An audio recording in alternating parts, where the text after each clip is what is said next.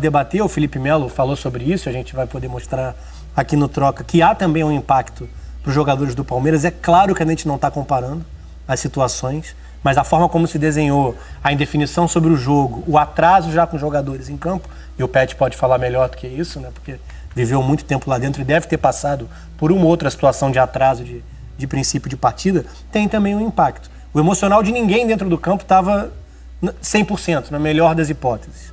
Mas é óbvio que o Flamengo teve uma semana e uma questão muito mais atribulada para resolver. E se a gente falar da viagem, falar da tentativa de não ter jogo, falar de um grupo de jogadores que nem convive, né? São jogadores de uma outra categoria, estavam num outro campeonato, esperando o princípio de Campeonato Brasileiro Sub-20. Então, eu acho que sai muito fortalecido nesse aspecto. E também a ideia de tentar dissociar, de separar no Palmeiras o que é o impacto de um dia como esse, de uma preparação para um jogo tão dificultada como essa, e o que é o desempenho muito abaixo para o que um grupo de jogadores como esse deveria estar apresentando. Está invicto ainda no campeonato, o único invicto do brasileiro, mas o futebol é abaixo da crítica. Inclusive, você pediu para separar um trecho do Felipe Melo, foi a entrevista que ele deu no intervalo. Se você quiser ir no André Pet, Hernan. Eu vou fazer o seguinte, Pet, vamos escutar primeiro o Felipe Melo, que aí também você também já pode colocar isso como elemento para o seu comentário. E a gente debate. Eu assisti esse intervalo e o que ele falou. Para quem não assistiu, vamos rodar. A gente tá jogando contra o Flamengo, a gente tá jogando contra a moleque de 17, de 37 anos. É o Flamengo, que tem um estilo de jogo, né? Eu penso que esses jogadores que estão aqui já conhecem o profissional, sabem como é que é, né? Do meio pra frente, a maioria são grandes jogadores de nível de seleção brasileira. Então a gente sabia da dificuldade do jogo, né? Fizeram toda uma sacanagem antes do jogo, fizeram a gente ficar esperando aqui, uma falta de respeito sem tamanho conosco aqui do Palmeiras, né? Que seguimos com 100% o protocolo, né? Mexe com a nossa cabeça, não é um jogo normal. A gente não entrou para jogar um jogo normal, né? Depois de tudo que aconteceu, joga, não joga. Eu acho que tem que reaver conceitos aqui no Brasil, infelizmente, né? E as pessoas têm que falar, não tem que ter medo de falar porque é um clube ou outro clube, né? Quando tá errado, tá certo? Então não é um jogo normal. A gente tá debaixo de 40 graus, não sei como que tá aqui a situação, como eles também, né? E assim como nós, eu creio que eles também têm uma cabeça a mil. Não é um jogo normal. Então acho que tem que rever conceitos. Não é um jogo normal, não é uma situação normal. Eu acho que todos nós, Pet, você que esteve dentro de campo, o Rafa, que trabalha há quantos anos com futebol? Trabalhando 15. Eu também. 15 anos trabalhando com futebol. Vivendo, acho que desde que eu nasci. Culpa do meu pai. Isso sim, né? Isso sim, né? Acho que todos nós aqui. Mas com esse tempo todo, nenhum de nós, ninguém aqui viveu, presenciou, enfim, algo tão polêmico, essa batalha na justiça, toda essa situação que aconteceu em torno da partida de hoje. Pet, agora a bola está contigo. Eu não vou falar quantos anos estou no futebol, porque vai revelar a minha idade. Tudo bem, segue o jogo. Bom, concordo que o jogo não é normal, mas mesmo assim eu torci muito que o jogo acontecesse. Porque o futebol só ganha, né? Acho que o Felipe estava falando, dando entrevista no intervalo, falando por indenização que ele tinha, estava muito indignado pela situação e tudo, queria jogar e tudo, porque jogador de futebol tem que jogar dentro das 4 linhas. Acho que o futebol é para ser jogado com bola nos pés e não nos bastidores. Mas assim, no final, mesmo que seja 10 minutos antes dos 4 horas, que foi feita essa decisão no TST, ajudou o Flamengo, na minha opinião, ajudou o futebol brasileiro para não entrar em umas consequências que poderia levar um rumo que é muito pior para o Flamengo e muito pior para o futebol brasileiro. Então, afinal, venceu o futebol e estou feliz por causa disso.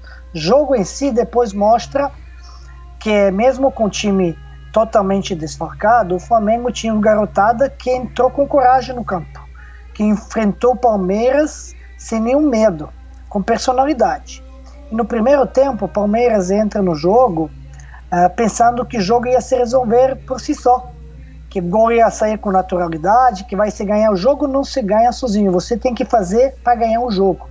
Tanto que ele no intervalo muda, começa melhor, faz um gol com uma sorte, né? E também o Flamengo contou com o Hugo, né? Que fez 2 defesaças que tem que falar e falar muito. Tanto uma no primeiro tempo, do chute do Zé Rafael, e no segundo tempo, da cabeçada do Luiz Adriano. Aquelas 2 defesas realmente são do goleiro de muita qualidade e um do goleiro experiente. Muita reflexão, não era nada fácil, tá de parabéns. Mesmo assim, pelas circunstâncias do jogo, não foi de um nível técnico digno do Flamengo e Palmeiras, mas é bom ter acontecido esse jogo para bem de todo mundo da competição de futebol brasileira, de Flamengo. Acho que o futebol ganhou e aí estou feliz por causa disso. Inclusive a gente vai daqui a pouquinho mostrar... Resultado não importa, ganhar ou perder faz parte. Tem que ter coerência, né?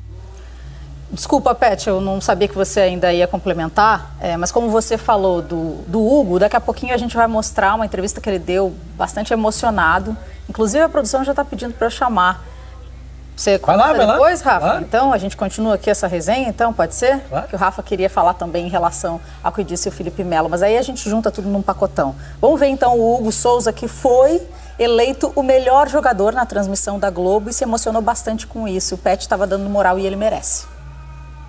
Bom, na verdade é que a gente desde o início está preparado para jogar, independente das situações.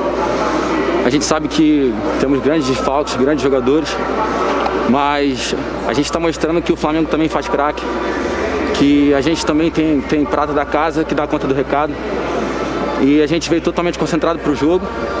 E essa questão toda de vai ter jogo, não vai ter jogo, isso não cabe a nós. A nossa função é vir preparado para jogar, foi isso que a gente fez. Fizemos um grande jogo, não saímos com a vitória, que era o que a gente queria, mas fizemos um grande jogo. E agora é pensar para frente, porque o campeonato é longo e a gente tem uma grande caminhada pela frente. Deu para perceber que você ficou bem emocionado ali na hora que o jogo terminou. Eu queria saber por quê.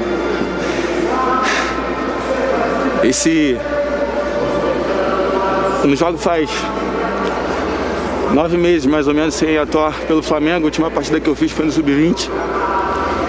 Só que a diferença dessa última partida para essa é que meu pai, na última, estava na arquibancada me assistindo. E hoje eu não tenho mais ele. Faz 6 meses que eu perdi o meu pai, que foi meu grande incentivador. Foi o cara que me deu tudo. Ele, minha mãe, minha irmã, minha família, que sempre estiveram comigo. E hoje foi o primeiro jogo, primeira vez que eu entrei em campo sem o meu pai. Ele não está aqui fisicamente, não pôde ver pela TV em casa, não pôde ter essa sensação. Mas eu creio que ele está lá em cima, está melhor que a gente.